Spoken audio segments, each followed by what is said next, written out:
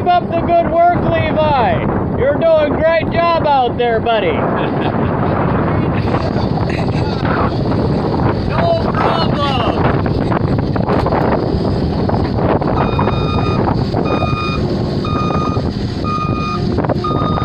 Now, wait there.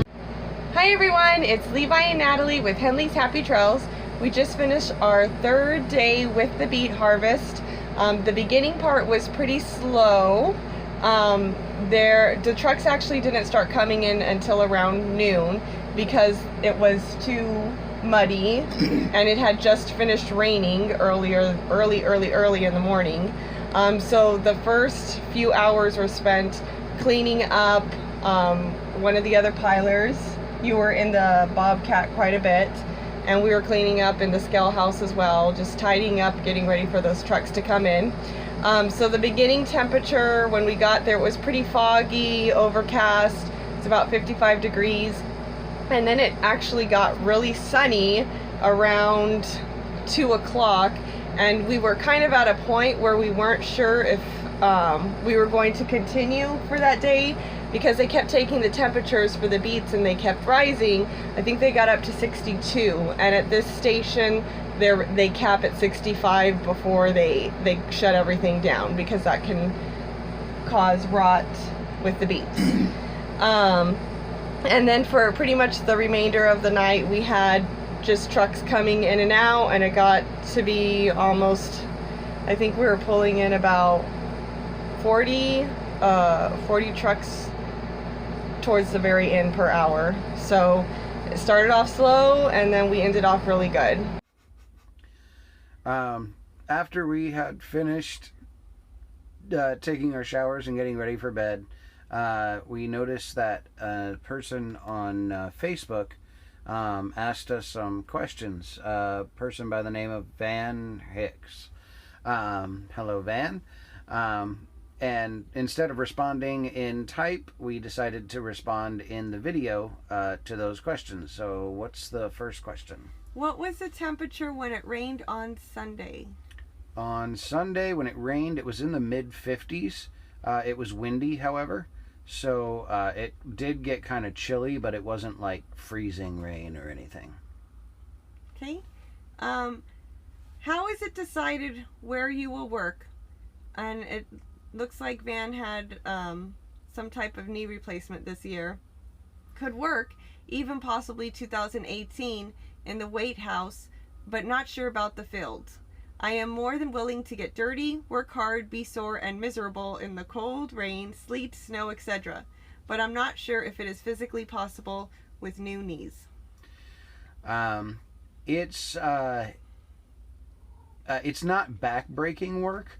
You do have to be able to stand for most of the 12 hours if you are outside. As far as getting a job in a scale house, typically those are difficult to come by.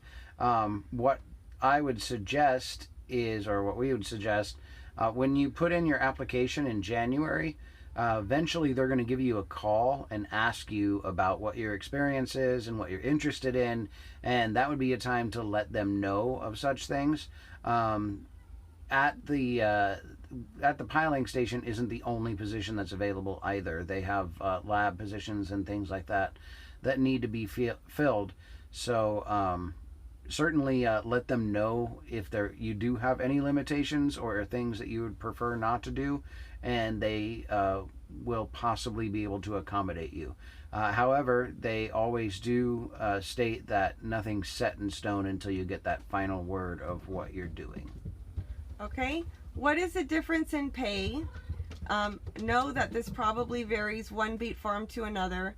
So what's the difference of pay of working in the field, picking up spilled beets versus the weight house? Typically, as far as Express goes, which Express is the company that hires the RVers for the harvest, the pay is actually the same whether you're working in the scale house or whether you're working outside. The only time that varies is if you actually start on as a pile operator. If that's your main function, that gets paid a little bit more.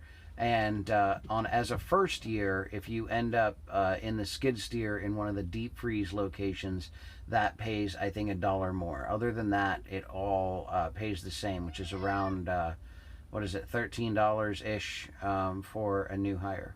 For this year, that's what it is. For this year, yeah. Do they allow couples where one is working but not the second, and he's referring to because your dad's working only? Yes, they do. The only thing that would affect that, in my dad's case, for example, they prefer to get couples because that means that per RV spot they get 2 workers. The other issue that they were finding with solo RVers or couples where only one is working, that person didn't have a ride. So as long as you have a vehicle to get to and from, that helps your chances. My dad had to stay on standby for a little bit, and they let him know a little bit later whether they could use him. That's it, Van. We hope we answered all of your questions. If you have any more questions, leave your responses in the comment section below or on Facebook or any other way to get a hold of us. You can go to henleyshappytrails.com and go to the Contact Us link, and that goes to us as well. All right.